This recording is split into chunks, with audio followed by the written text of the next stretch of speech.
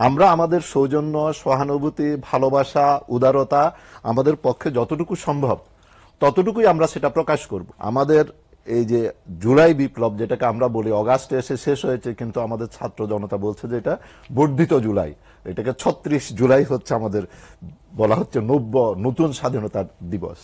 আমার কাছে কনসেপ্টটা খুব ভালো লাগছে। জনগণের কোনো ভাষাও নাই, জনগণের প্রতিবাদও নাই। ১৬ বছর নিষ্পেষণে থাকার পরে, মুখ বন্ধ থাকার পরে, ১৬ বছর পরেও যে জাতি এরকম বাস্ট করতে পারে এবং যেটা তারা দেখিয়েছে, ইটস এ ম্যাজিক। এখনো বিশ্বাস হয় না, এখনো গায়ে চিমটি করে দেখতে হয় যে যা দেখেছি, যা শুনেছি, যা দেখছি, এটা কি আসলেই কি বাস্তব। আমাদের ফরেন পলিসি হচ্ছে সবার সঙ্গে বন্ধুত্ব, কারোর সঙ্গে শত্রুতা নয়। যে বিষয়টি নিয়ে আমাদের দু বক্তাই কিন্তু এর আগে ফরেন পলিসির উপর আলোকপাত করেছেন। এখন যারা বন্ধুর মতো আচরণ করে না, শত্রুর মতো আচরণ করে, তার সঙ্গে আমাদের কি সম্পর্ক হওয়া উচিত? সবার সাথে বন্ধুত্ব বলতে হচ্ছে, আমরা যেটা বুঝি সেটা হচ্ছে বন্ধুর সাথে বন্ধুর মতো সম্পর্ক করব। শত্রুর সাথে তো আমি বন্ধুর মতো সম্পর্ক করতে পারবো না। সুতরাং কেউ যদি আমাদের সাথে, আমরা আমাদের সৌজন্য, সহানুভূতি, ভালোবাসা, উদারতা আমাদের পক্ষে যতটুকু সম্ভব ততটুকুই আমরা সেটা প্রকাশ করব।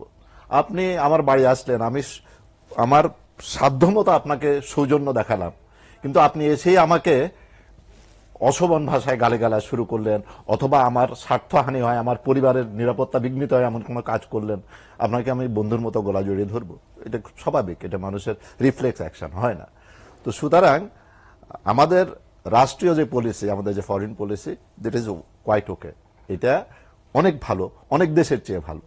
যে বাট এটার হচ্ছে আপ টু সার্টেন লিমিটস, যে আপনি যতক্ষণ পর্যন্ত আমার সাথে সম মনোভাব পোষণ করবেন, একই রকম আমাকে মর্যাদা দিবেন, আমি আপনাকে সম্মান করব, পারস্পরিক সম্মান এবং পারস্পরিক মর্যাদা, পারস্পরিক সৌহার্দ্য, পারস্পরিক ভ্রাতৃত্ব যতক্ষণ থাকবে ততক্ষণ পর্যন্ত ওই নীতি কার্যকর থাকবে। কিন্তু আপনি যদি নিজের সীমা অতিক্রম করে, যদি গায়ে পড়ে, যদি আপনি আমার উপর এসে যদি আমার সাথে ইয়ে করেন, তাহলে যেটা হয়েছে, আমাদের এই যে জুলাই বিপ্লব যেটাকে আমরা বলি অগাস্টে এসে শেষ হয়েছে, কিন্তু আমাদের ছাত্র জনতা বলছে যে এটা বর্ধিত জুলাই, এটাকে ৩৬ জুলাই হচ্ছে আমাদের বলা হচ্ছে নতুন স্বাধীনতা দিবস।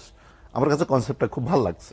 ওদের এইটা না, ওরা যত কিছু টার্ম ব্যবহার করেছে, অতীতে আমরা যে সকল রাজনৈতিক টার্ম পেয়েছি বা শুনেছি, সেগুলো কিন্তু একটাও ব্যবহার করেনি। ওইটার আদলেই হয়েছে, কিন্তু ভিন্ন নামে। মার্চ টু ঢাকা, অথবা যেটাকে আমরা অবরোধ বলেছি, সেই অবরোধ শব্দটা ওরা ব্যবহার করেনি।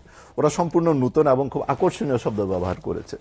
তো এরকম একটা বিপ্লব যাদের পক্ষে ঘটানো সম্ভব, কেবলমাত্র এই বিপ্লবকে যদি আপনি মাথায় রাখি, তাহলে আমার মনে হয় যে আমার দেশের নিরাপত্তা কখনোই বিঘ্নিত হবে না।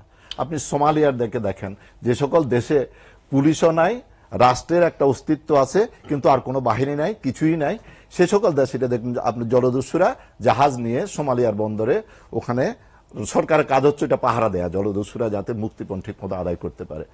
আমরা বলতে পারি যে সেখানে জনগণের কোনো ভাষাও নাই, জনগণের প্রতিবাদও নাই।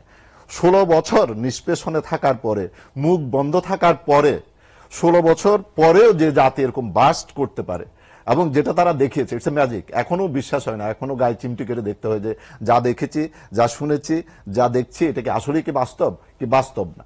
সুতরাং আমার মনে হয় যে রাষ্ট্রের নিরাপত্তা, এই ছাত্র জনতা যতক্ষণ পর্যন্ত জীবিত আছে, পরবর্তী প্রজন্মকে তারা যে বীজ দিয়ে গিয়েছে, তারা যে উন্মাদনা দিয়ে গেছে এবং তারা যে সাহস জুগিয়েছে, আমার মনে হয় আমাদের রাষ্ট্র নিয়ে নিরাপত্তার অনিরাপদ বোধ করার কোনোই কারণ নেই।